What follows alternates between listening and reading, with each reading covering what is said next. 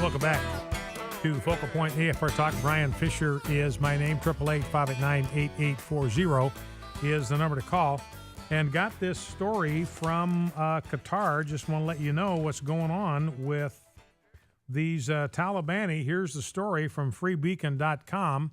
Qatar, or Qatar, however you say it, allowing freed Taliban men to move freely in country.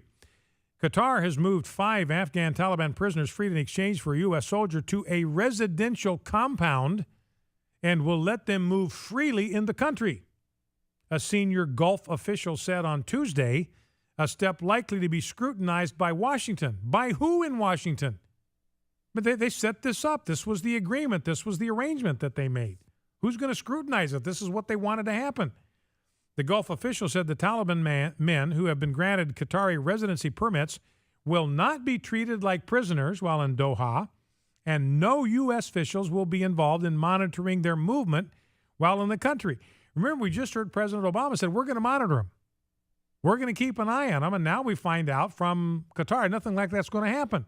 There will be no U.S. officials involved in monitoring their movement while in the country. So President Obama lied to us again. Under the deal, they have to stay in Qatar for a year, and then they will be allowed to travel outside the country. They can go back to Afghanistan if they want to. Now, clip number 7, Rob, this is Jay Carney, and a reporter asked him about these Talibanis that have gone back over there and what kind of assurances can he give to the American people about what these guys are or are not going to do. Here's how the exchange went. Can you at least assure the American people that the Taliban that are going back, going over to Qatar, will not be involved in Taliban activities 2 or 3 years from now, that they'll not be right back doing what they had done previously? Keith, what I can tell you, Keith, is what I've said already, is that the Secretary of Defense, in consultation and coordination with the full national security team, made the conclusion that the mitigation efforts were sufficient when it came to the assurances we received from the Qataris and the communications we've had with them, that these 5 detainees do not and will not pose a significant threat to the United States, and it was in the national security interest of the United States to secure Sergeant Bergdahl's release. I've heard that, but you can't say that they'll be back with the Taliban in a couple of years. You can't say that that won't happen. You can't tell us. I don't predict the future, Keith. All right, so the reporter, and Jay Carney didn't consult with his own president. He says, look, we can give assurances that they will not be a significant threat. Notice that word? I mean, holy cow. These 5 detainees do not and will not pose a significant threat to the United States. What does that mean? They will pose a threat to the United States. It just won't be a significant threat. And President Obama asked himself the question, could these go back to the battlefield? He said, absolutely. Of course they can wind up going back to the battlefield. Now, here is Susan Rice, clip number 8, talking about Bo Bergdahl. And this is what she said. We know now that the Pentagon knew in 2010 this guy was a deserter. He'd left his post. He was absent without leave. And despite that fact, he's been getting promotions, is due for another one. Unless they classify him as a deserter now, he's going to get another promotion, this Sergeant Bergdahl. So here's what Susan Rice said 2 days ago.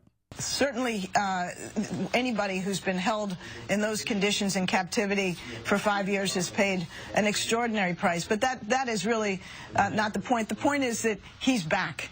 He's going to be safely reunited with his family. He served the United States with honor and distinction, and we'll have the opportunity eventually to learn what has transpired in the past years. But what's most important now is his health and well-being, that he have the opportunity to recover in peace and security and be reunited with his family, which is why this is such a joyous day. So again, that was the narrative they were trying to spin. This is like Reagan bringing home the Iranian hat. It's a joyous day. He's back. He's set free. He's going to be reunited with his family. This is a joyous day. This was their narrative.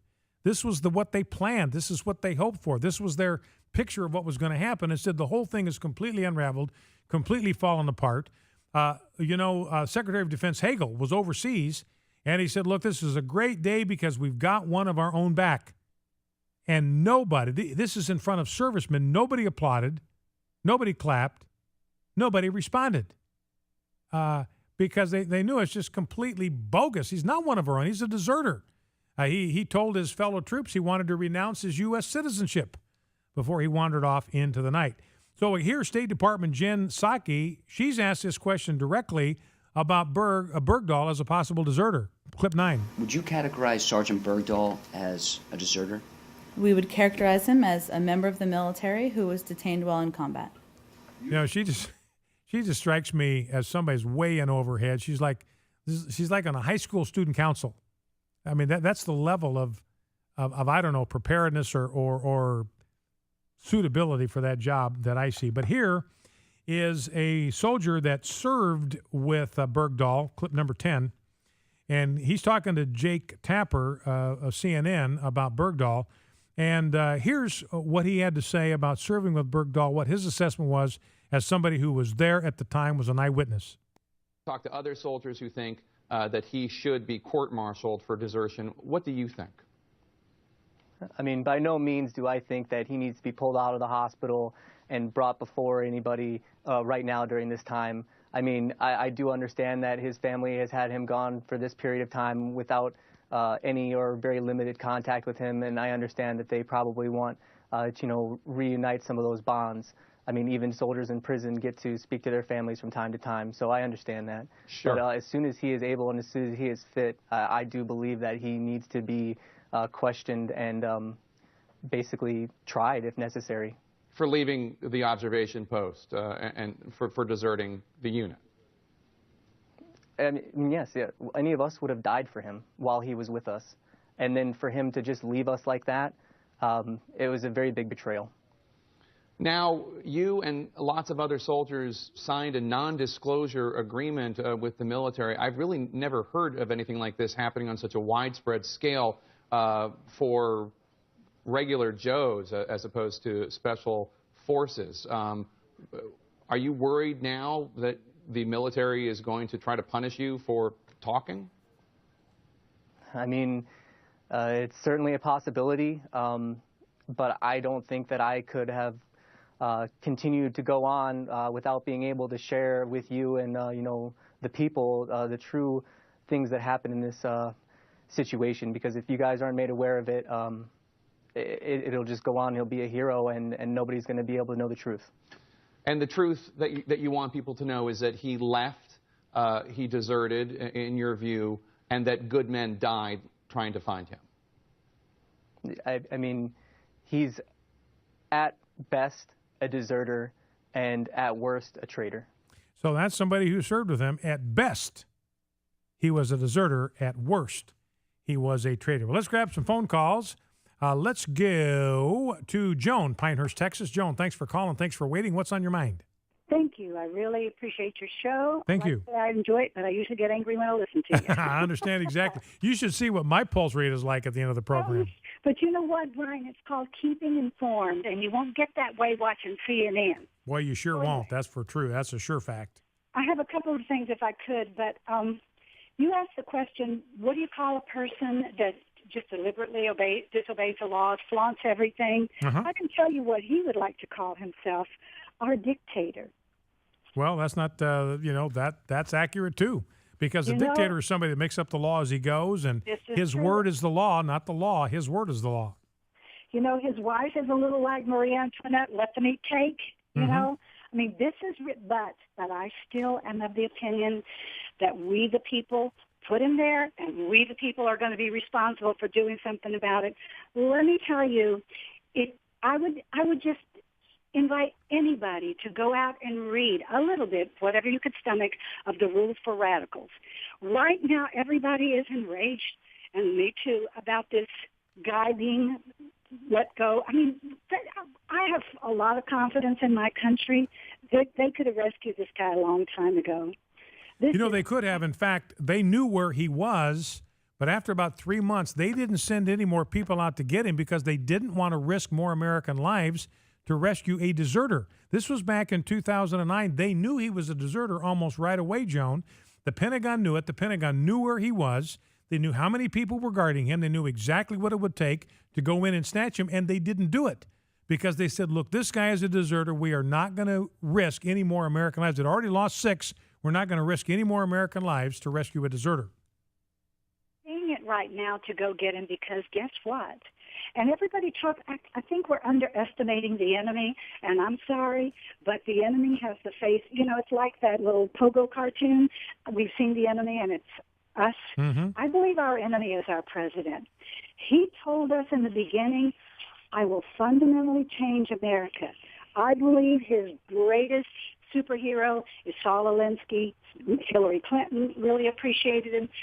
If we could just take a little bit of time and find out what Saul Alinsky promoted. Mm-hmm. Yeah, well, that's a good point because he's following the rules for Radical Playbook right down to the T. All right, Joan, listen, thank you. Very quickly, let's go to Kevin in Indiana. Kevin, I'm very sorry about the time. I've only got about 30 seconds. Can you get right to the point, Kevin? I want to hear what you've got to say. Sure. You know what why they gave 5 guys to get one of ours back? It's what? Because Obama said, hey, can we give them 10? And someone said, well, sir, let's not make it too obvious.